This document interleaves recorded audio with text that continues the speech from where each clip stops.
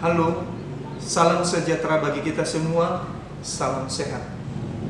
Perkenalkan, nama saya Sesuaikan Sarumaha, MPD. Saya salah satu dosen yang mengajar di program studi Pendidikan Pancasila dan Kewarganegaraan, Fakultas Keguruan dan Ilmu Pendidikan, Universitas Nia Seraya, di bawah naungan Yayasan Pendidikan Nia Selatan. Dalam kesempatan ini saya akan memaparkan deskripsi mata kuliah yang saya ampu, khususnya di mata kuliah Profesi Kependidikan. Profesi Kependidikan mensyaratkan pengetahuan dan pemahaman tentang belajar dan pembelajaran agar sesuai dengan perkembangan peserta didik, sehingga pendidikan dapat dilaksanakan secara komprehensif.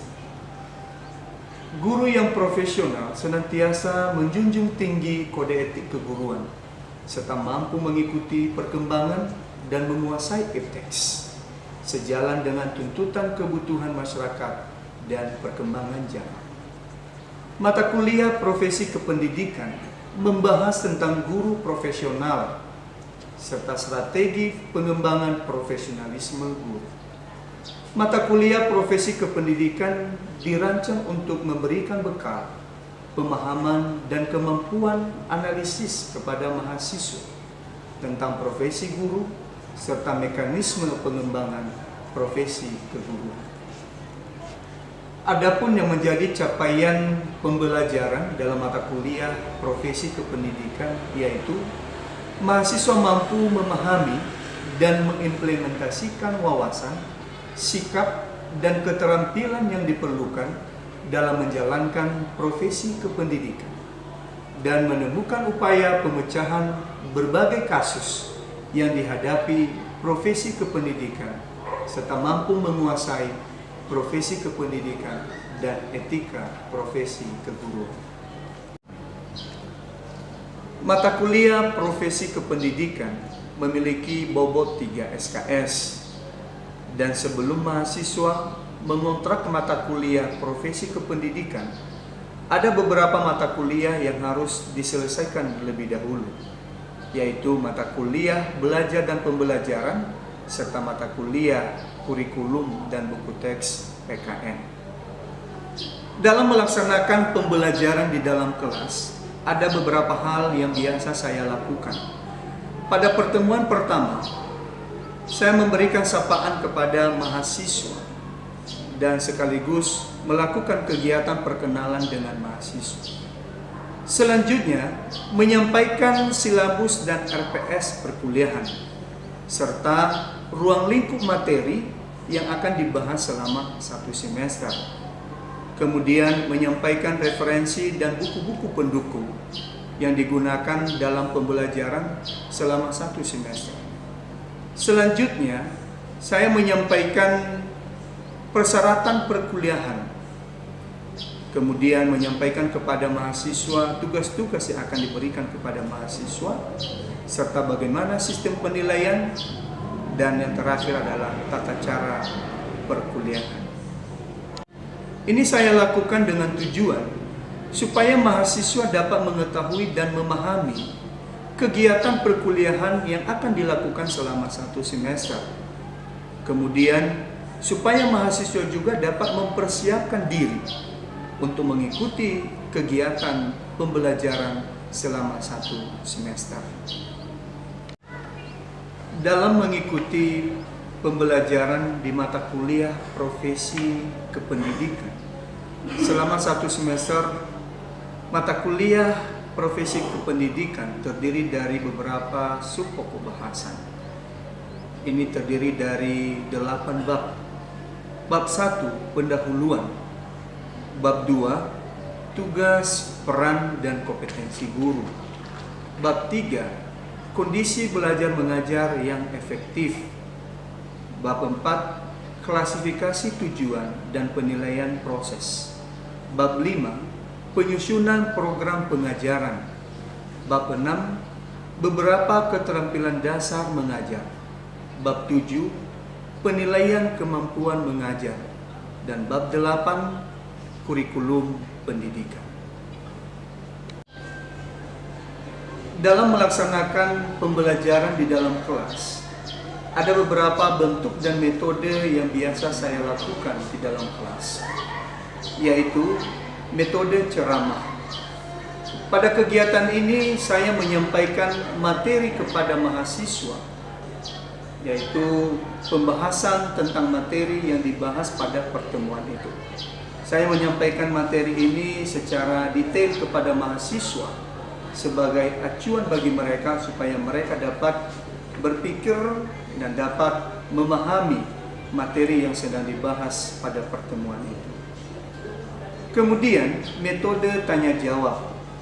Pada kegiatan ini saya memberikan kesempatan kepada mahasiswa untuk mengajukan pertanyaan, yaitu terkait hal-hal yang belum dipahami atau dimengerti. Ini saya lakukan dengan tujuan supaya ada interaksi antara dosen dengan mahasiswa dan mahasiswa dengan mahasiswa, sehingga pembelajaran yang saya lakukan tidak terkesan monoton dan mahasiswa tidak pasif, tetapi mereka tetap aktif karena mereka terlibat. Mereka mampu memberikan pertanyaan, mereka melontarkan pertanyaan, dan itu bukan hanya dijawab atau ditanggapi oleh dosen, juga sesama mahasiswa akan diberikan kesempatan untuk menanggapi. Demikian juga dalam kegiatan ini, saya juga sebagai dosen memberikan pertanyaan kepada mahasiswa. Ini adalah tindak lanjut dari rangsangan yang saya berikan, maka saya membutuhkan balikan dari mahasiswa, yaitu mereka mampu memberikan tanggapan dari pertanyaan yang saya lontarkan. Selanjutnya, metode diskusi.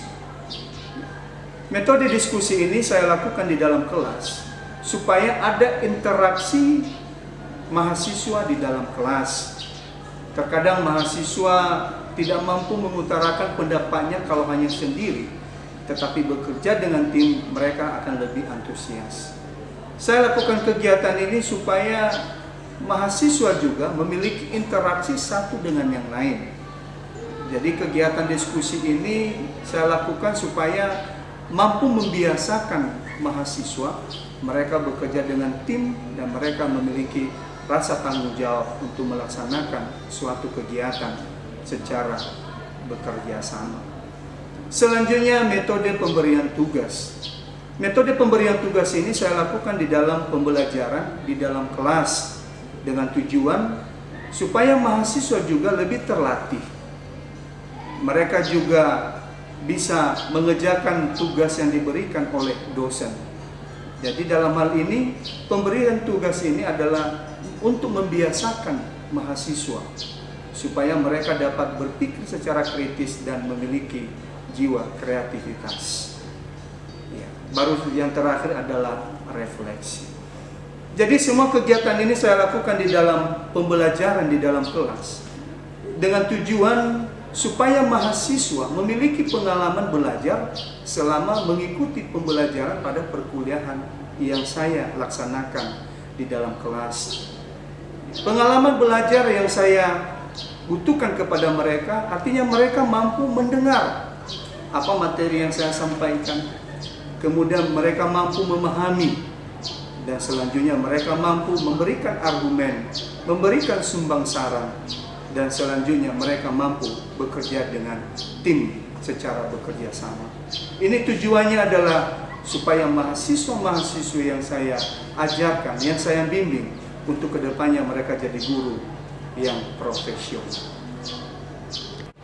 Pembelajaran yang saya lakukan selama 1 semester ini terdiri dari 14 kali pertemuan, di luar daripada 1 kali pelaksanaan ujian tengah semester dan 1 kali pelaksanaan ujian akhir semester. Kriteria penilaian yang saya lakukan atau yang saya berikan kepada mahasiswa terdiri dari 4 kriteria, yaitu penilaian kehadiran, penilaian tugas, penilaian ujian tengah semester, dan penilaian ujian akhir semester. Masing-masing ini ada persentasenya. Nilai kehadiran itu 10%, nilai tugas 20%, nilai ujian tengah semester 30%, dan nilai ujian akhir semester 40%. Demikianlah pemaparan deskripsi singkat mata kuliah profesi kependidikan, dan selanjutnya saya akan menampilkan video pembelajaran yang saya lakukan di dalam kelas pada mata kuliah profesi kependidikan dengan materi beberapa keterampilan dasar mengajar. Terima kasih, salam sehat.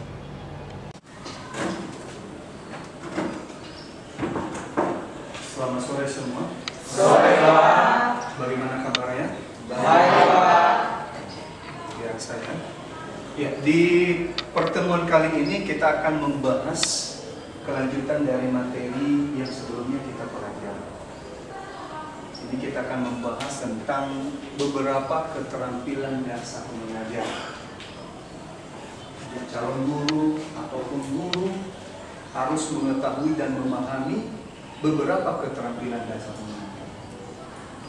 Secara umum, keterampilan dasar mengajar dibagi menjadi 8. Yang pertama, keterampilan bertanya. Kedua, keterampilan memberi penguatan. Ketiga, keterampilan mengadakan variasi. Keterampilan menjelaskan. Keterampilan membuka dan menutup pelajaran.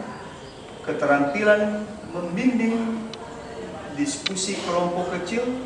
Keterampilan mengelola kelas. Dan keterampilan mengajar perseorangan.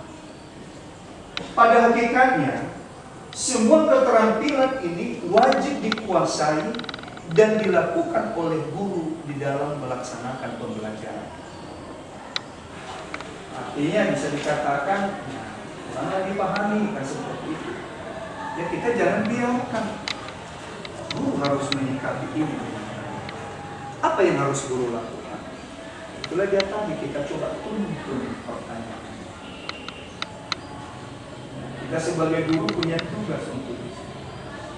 Bagaimana pertanyaan yang dilontarkan itu menjadi kalimat yang sempurna, menjadi pertanyaan yang mudah dipahami, menjadi pertanyaan yang mudah dibaca. Jadi jangan kita biarkan.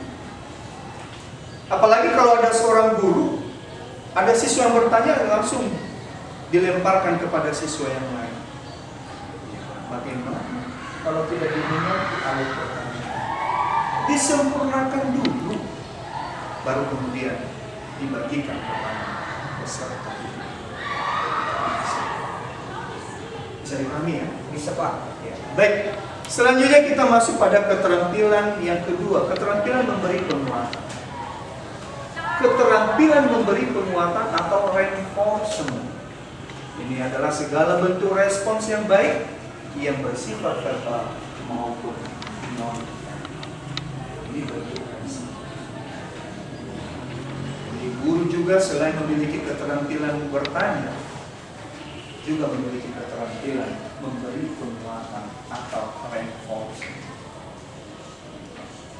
Jangan sampai siswanya makin layu, makin goyah, tetapi kita lihat kita harus mengiring supaya siswa itu punya semangat. Apa yang harus kita lakukan?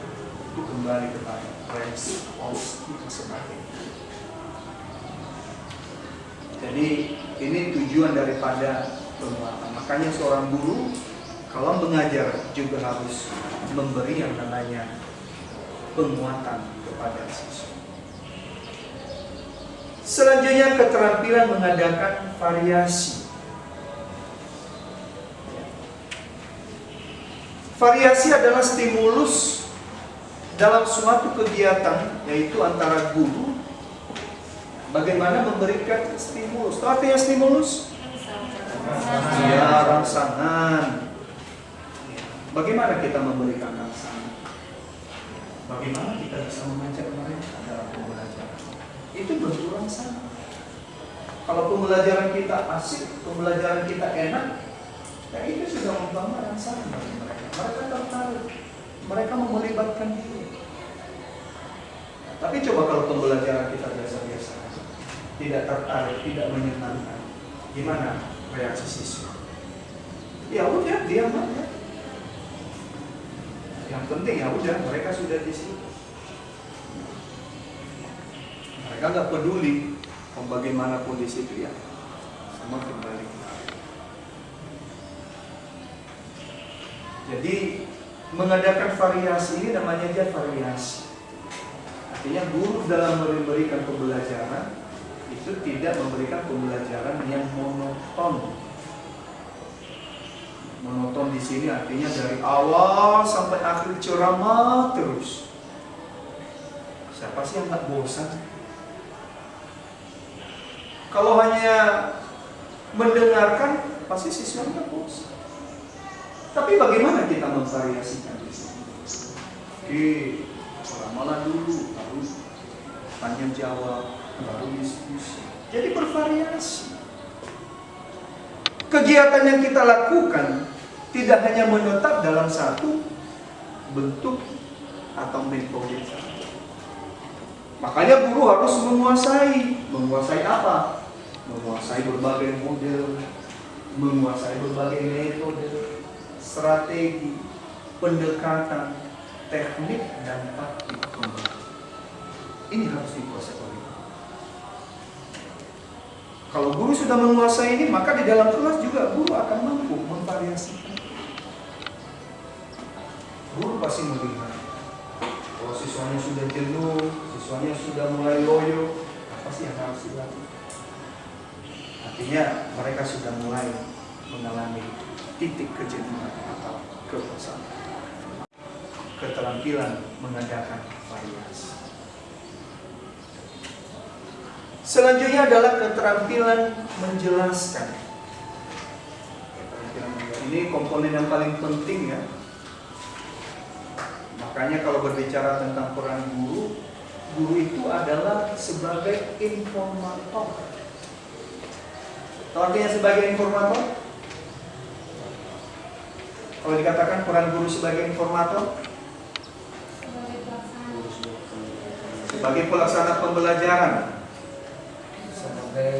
sebagai sumber informasi. Sebagai sumber informasi.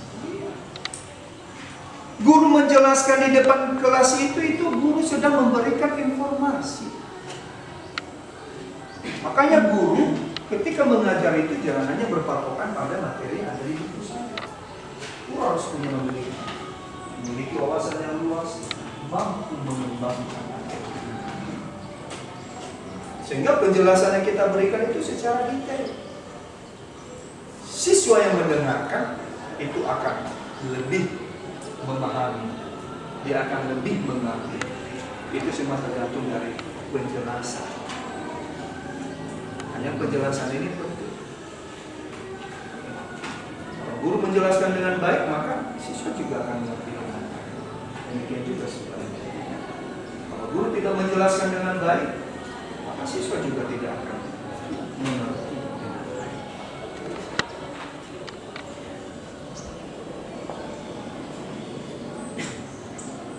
Ini kita sudah membahas beberapa keterampilan ya. Jadi sekarang Bapak mau membagi kamu dalam sebuah diskusi. Bisa ya? Bisa. Coba didiskusikan apa tujuan dalam kegiatan menjelaskan. Coba ini dibagi dalam 3 kelompok saja. Ini satu kelompok, ini satu kelompok, ini satu kelompok.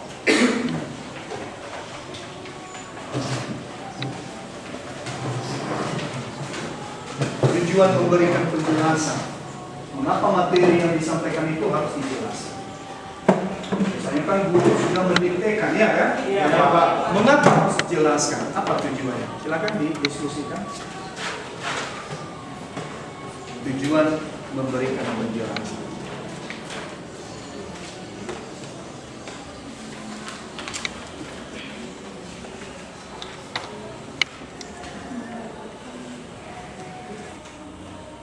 Bagaimana? Sudah selesai diskusinya? Sudah. Baik. Oke, kita bahas bersama ya. Iya. Jadi sesuai yang sudah kita bahas tadi di awal, apa sebenarnya tujuan mengapa guru harus memberikan penjelasan terhadap materi yang sedang dibahas? Dari kelompok mana pertama? Silakan. Ya, baik. Di sini penjelasan dari kami membimbing murid untuk mendapatkan dan memahaminya. Artinya di sini membimbing murid untuk dapat berpikir, bernalar untuk memahami tujuan pembelajaran tersebut. Berikutnya, melibatkan murid untuk berpikir dan memecahkan suatu masalah. Artinya di sini guru memberikan bimbingan untuk memahami dan bisa memecahkan masalah yang dijelaskan oleh guru tersebut.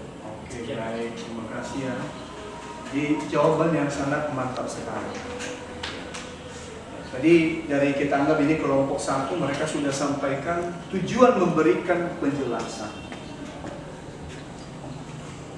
Tadi yang pertama adalah membimbing murid untuk lebih memahami materi.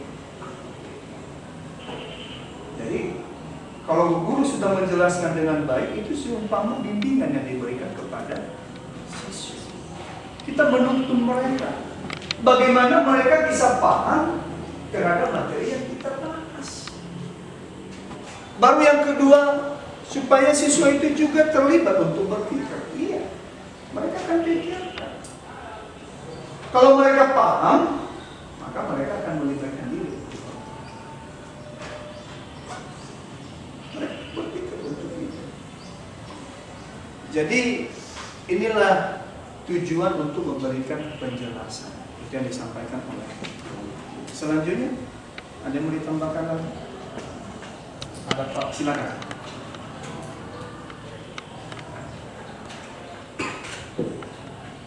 Nomor 3, untuk mendapatkan balikan dari siswa. Maksudnya mengenai tingkat pemahaman seorang siswa atau tingkat mengatasi kesalahpahaman dalam proses pembelajaran. Oke, baik. Supaya ada balikan. Kalau mereka hanya mencatat karena guru mendiktekan, ya tidak akan ada balikan dong. Tapi kalau kita jelaskan, maka akan ada nanti interaksi. Karena mereka sedang berpikir, sama seperti yang dikatakan. Jadi disitulah nanti muncul pertanyaan-pertanyaan kalau mereka kurang paham, ada sesuatu yang mau diketahui di situ. Jadi itu tujuannya. Jadi guru harus memberikan ada balikan. Ada lagi yang lain? Ada yang pada Silakan. yaitu dengan membimbing murid untuk menghayati materi pembelajaran yang disampaikan oleh guru yang mengajar di dalam. Oke, dihayati. Selain dihayati, dipahami. Ya tahu. Sama seperti ketika Bapak mengajar sekarang. Kamu kan diam, kamu sedang berpikir, kamu sedang menghayati. Oh, itu ya. Keterampilan dasar bertanya itu ya. Keterampilan memberi penguatan itu seperti itu ya. Keterampilan mengadakan variasi itu seperti itu. Sama seperti waktu Bapak menjelaskan tadi di awal. Ini kawanmu Albert bertanya, bagaimana kalau siswanya memberikan pertanyaan tapi kurang tersusun? Itu yang dinamakan keterlibatan. Kita dinamakan hasil bimbingan dari penjelasan. Oke, jadi masing-masing kelompok ini sudah memberikan jawaban dengan benar, luar biasa, memberikan apresiasi untuk Anda. Jadi kita sudah membahas tentang itu ya. Jelas? Jelas. Selain keterampilan memberi penjelasan, selanjutnya adalah keterampilan membuka dan menutup pelajaran. Ini juga harus dilakukan oleh guru. Bagaimana memulai pembelajaran dan bagaimana mengakhiri pembelajaran. Ini sudah diatur dalam RPP. Ada kegiatan awal, ada kegiatan inti, dan ada kegiatan. Jangan sampai ada guru memberikan pembelajaran, membuka, tetapi akhirnya pergi begitu saja. Layaknya kalau makanan yang sudah dibiarkan tidak ditutup, bagaimana hasilnya? Basi, Pak. Basi, masuk angin. Supaya pembelajaran tidak basi, ketika kamu sudah memulai, yaitu membuka pembelajaran, kamu juga harus menutupnya dengan baik. Selanjutnya keterampilan membimbing diskusi kelompok kecil, sama seperti yang kita lakukan. Makanya tadi Bapak langsung ke sini tanya bagaimana inilah bentuk kelompok, inilah bentuk kelompok, inilah bentuk kelompok. Jadi kita bimbing. Seorang guru itu kalau sudah membentuk kelompok, ya jangan ditinggalkan begitu saja, tapi dibimbing, ada kendala, ada hambatan, supaya tetap mereka terkontrol. Jadi mereka selama mengikuti atau melaksanakan diskusi itu tetap dalam pengawasan kita sebagai guru. Baru selanjutnya keterampilan mengelola kelas. Mengelola kelas ini adalah bagaimana menata kelas itu dengan baik. Jadi guru di sini tidak hanya memiliki kemampuan menjelaskan, kemampuan mengelola kelas juga harus. Karena mengapa? Keberhasilan pembelajaran yang dilakukan oleh guru itu juga memiliki kaitan dengan pengelolaan kelas. Dengan kata lain, pengelolaan kelas yang baik akan memberikan dampak terhadap pembelajaran yang kita laksanakan. Jadi kita kelola kelas dengan baik. Jangan sampai di sana ada yang ngantuk-ngantuk, ada yang keluar masuk, ada yang lagi cerita kepada teman. Jangan sampai seperti itu. Kita tetap mengarahkan mereka supaya mereka tetap memusatkan perhatian dengan apa yang kita sampaikan. Jadi pengelolaan kelas penting. Baru yang terakhir adalah keterampilan mengajar kelompok kecil dan perseorangan. Selain kelompok kecil, perseorangan juga kita untuk mengajar. Kita arahkan, kita bimbing. Ada kalanya kita membuat kelompok kecil sepertinya 2 orang, 3 orang. Ada kalanya juga perseorangan. Guru juga harus memiliki keterampilan. Artinya, apakah itu kelompok kecil, apakah itu perseorangan, apakah itu kelompok besar, tetap masih dalam pengawasan seorang. Artinya kita tuntut, kita awasi, sehingga benar-benar kelompok itu dapat berjalan. Ya, ada saya Pak. Silakan. Ini saya mau bertanya mengenai tentang keterampilan membuka dan menutup pembelajaran. Yeah. Nah, di sini kadang-kadang ketika guru mengajar, di situ banyak kesalahan yang dimana ketika lagi menjelaskan atau melakukan proses pembelajaran pada suatu kelas, di dalam kelas, maka di situ ketika belum selesai mengajar atau melakukan pembelajaran di dalam kelas, ada suatu kendala, yaitu mengenai tentang ada pengumuman, ada informasi dari yang disampaikan oleh kepala sekolah dan lain sebagainya.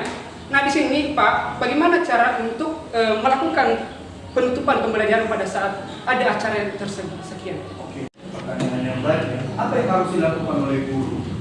Ya, dalam keadaan terdesak ada halangan. Padahal kita lagi asik-asik mengajar, ya kan? Ya Pak. Tiba-tiba aja ada pengumuman, ada rapat atau sejenis. Apa yang harus dilakukan oleh guru? Kira-kira kalian cari kamu yang mau menjawab sebelum Bapak tanggapi. Apa yang harus dilakukan? Silakan Pius.